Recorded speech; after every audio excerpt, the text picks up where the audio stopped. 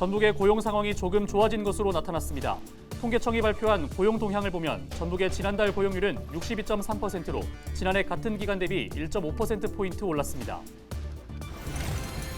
부안 지역 청년들이 지역 이야기를 담은 상품을 제작해 관심을 끌고 있습니다. 부안군은 청년들의 점포 임대료와 리모델링 비용과 같은 지원을 확대해 나갈 방침입니다. 김제시 신풍동의 한 음식점에서 불이 나 1시간 10여 분 만에 꺼졌습니다. 이 불로 음식점 한 동이 모두 타 소방서 추산 1억 5천만 원 상당의 재산 피해가 났습니다. 도내 일부 지자체들이 유가보조금을 부정 지급한 것으로 나타났습니다. 의무보험에 가입하지 않았거나 자격이 없는 화물차주 등에도 유가보조금을 지급한 것으로 드러났습니다.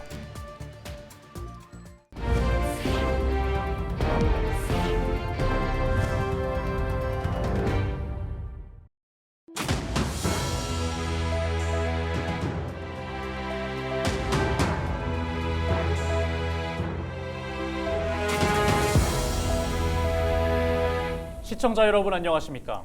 헬로티비 전북뉴스입니다. 전북 지역 지자체들이 운송업계 연료비 부담 완화를 위해 지원하는 유가보조금을 일부 부정 지급한 것으로 나타났습니다. 전라북도 감사관실은 지난해 8월부터 12월까지 전주시와 정읍시, 군산시, 익산시, 완주군을 대상으로 한 교통 분야 보조금 특정 감사에서 5개 시군 모두 유가보조금을 부정하게 지급했다고 밝혔습니다. 전주시는 의무보험에 가입하지 않은 화물차주 14명에게 60차례에 걸쳐 190만 원 상당을 지급했습니다. 또 정읍시와 익산시, 완주군도 120만 원에서 330만 원 상당의 유가보조금을 자격이 없는 화물차주에게 지급했습니다. 도 감사관실은 이들 지자체에 잘못 지급된 보조금을 모두 회수하도록 지시했습니다. 전북의 고용 상황이 조금 좋아진 것으로 나타났습니다. 호남지방통계청이 발표한 고용 동향을 보면 전북의 지난달 고용률은 62.3%로 지난해 같은 기간 대비 1.5%포인트 올랐습니다.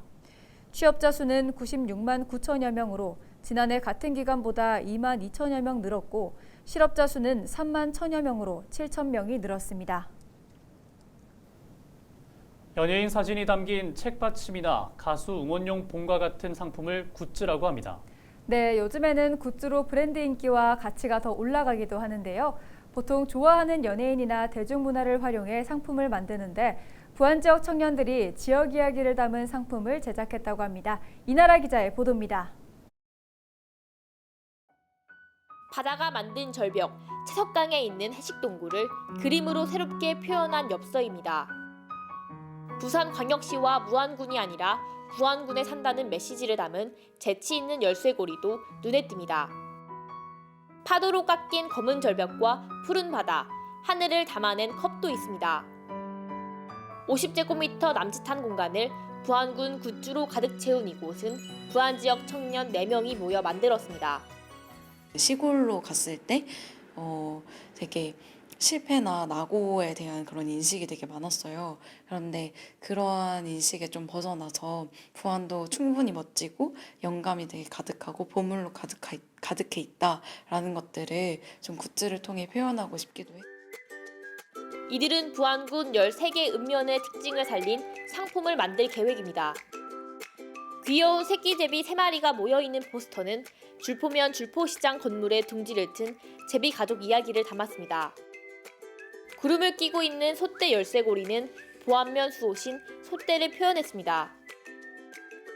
청년들은 부안군에 살면서 느끼는 가치를 굿즈를 통해 사람들과 공유한다고 말합니다. 부안군이라는 그 군 전체를 전부 다 디자인하고 브랜딩해서 부안군을 좀 더 잘 알리고 저희만의 좀 더 색깔을 열심히 담아내서 부안군도 정말 많은 매력과 특징이 있고 정말 더 큰 가능성이 있다는 것을 좀 더 열심히 보여주려고 하고 있습니다. 지역민들은 굿즈를 보며 신선함을 느끼고 방문객들은 부안을 쉽고 정감 있게 이해할 수 있습니다. 지금까지 이러한 청년 창업 점포 12곳의 임대료와 리모델링비를 보조한 부안군은 올해도 5곳을 지원할 예정입니다. 지역에서 그 문제점들을 발굴하고 그다음에 사업을 추진하는 그런 재치들이 너무 많기 때문에 그 지역의 활력을 일으키는 데 있어가지고 주도한 중요한 역할을 하고 있고요. 낙후된 시골이라는 이미지에서 오히려 가능성을 찾은 청년들의 도전이 지역사회에 생기를 불어넣고 있습니다. 헬로티비 뉴스 이나라입니다. 12일 새벽 5시 20분쯤 김제시 신풍동의 한 음식점에서 불이 나 1시간 10여 분 만에 꺼졌습니다. 이불로 다친 사람은 없지만 음식점 한 동이 모두 타 소방서 추산 1억 5천만 원 상당의 재산 피해가 났습니다. 소방당국은 정확한 화재 원인을 조사하고 있습니다. 지난달 순창군 구림면의 한 농협주차장에서 화물차가 주민들을 덮쳐 20명의 사상자가 발생했습니다. 남원과 순창, 임시를 지역구로 둔 국민의힘 이용호 의원이 안전한 선거 관리를 의무화하는 공직선거법 일부 개정 법률안과 공공단체 등 위탁선거에 관한 법률 일부 개정 법률안을 대표 발의했습니다. 이 법안은 선거인의 안전을 보장하고 선거관리위원회에 안전관리 책임과 권한을 부여하는 내용을 담고 있습니다. 이 의원은 투표소 내외부에서 사고가 나더라도 책임 소재를 가리기 어려운 것이 현실이라며 안전선거 사무에 관한 선관위의 법적 책임을 명확히 하겠다고 밝혔습니다. 남원시가 추진 중인 드론과 항공산업 관련 예산을 삭감했던 남원시 의원들이 검증 작업이 부족했다고 지적했습니다. 오동환 남원시 의원은 지난 11일 열린 본회의에서 5분 자유 발언을 통해 지난 추경 예산 가운데 항공산업은 제대로 된 사업성을 제시하지 못하고 있다고 주장했습니다. 오 의원은 이어 드론 레저 스포츠 스타디움 건설도 100억 원을 투자할 예정이나 드론 대회 유치 이후 목표와 계획 등에 대한 구체적인 전략이 없다고 강조했습니다. 중국에서 발생한 황사가 국내에 유입됨에 따라 12일 아침 6시 기준으로 전북에 황사 위기경보 주의 단계가 발령됐습니다. 황사의 영향으로 12일 새벽 4시에 정읍과 김제, 고창, 부안, 군산에는 미세먼지 경보가 내려졌습니다. 앞서 남원과 임실, 순창 등 전북 동부권역에서는 미세먼지 주의보가 발령됐습니다. 미세먼지 농도가 높을 때는 노약자나 어린이, 호흡기 질환자는 바깥 활동을 자제해야 합니다. 전라북도는 황사 종합상황실을 설치하고 비상근무에 돌입한 가운데 도민들에게 마스크 착용 등 위생관리를 당부했습니다.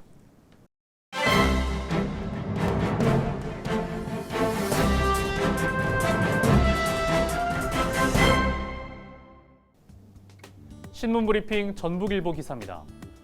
국민의힘 김기현 대표의 국회의원 정수 30석 축소 주장이 윤석열 정부의 국정과제인 지방시대 실현에 역행하고 있다는 내용입니다.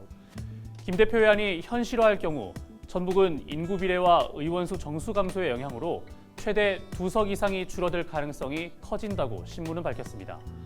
전북의 경우 한 인구수에 미달한 익산갑과 남원, 임실, 순창, 김제, 부안 등 모두 3개 선거구는 물론 이에 따른 연쇄작용으로 거의 모든 지역구가 살생부에 오를 수 있다는 우려도 높다고 합니다. 실제로 국민의힘 내부에선 전북 같은 지방소멸 위기 지역의 경우 김 대표의 방안이 불리하게 작용할 수밖에 없다는 이야기가 흘러나오고 있다고 하는데요. 국민의힘 관계자 다수에 따르면 김 대표는 지난 7일 전원위에 발언을 신청한 의원들을 따로 불러 국민의힘이 원내 일당이 되어도 민주당과 정의당이 합치면 아무런 의미가 없다면서 과반 의석수 달성을 위한 협조를 당부한 것으로 알려졌다고 합니다. 이 과정에서 그는 지역구 7명, 비례대표 23명을 줄이자고 했는데 이들 지역구는 인구 급감으로 지역 소멸 위기 지역으로 분류된 곳이라고 직접 강조까지 했다는 게 참석자들의 전언이라고 신문은 밝혔습니다. 민주당 김수흥 의원이 국회 전원위에서 전북 10개 지역구 중 8개가 조정 대상이라고 발언한 것도 이와 같은 맥락이라고 하는데요. 사실상 전주나 군산을 제외하면 안심할 도내 지역구는 단 한 곳도 없다는 의미라고 신문은 전했습니다. 지금까지 신문브리핑이었습니다.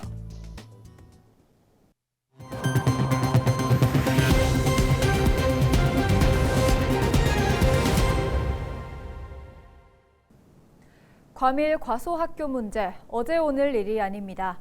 한 지자체, 심지어 한 동네 안에서도 학교별로 학생 수가 급당적으로 대비되는 경우가 있다고 하는데요. 학생이 너무 많아도 너무 작아도 교육의 질이 떨어진다는 건 매한 가지 문제입니다. 도농 복합지역인 부산 기장군 일부 지역에서는 이 문제를 해결하기 위해 작은 학교 자유통합구역이라는 제도가 도입됐습니다.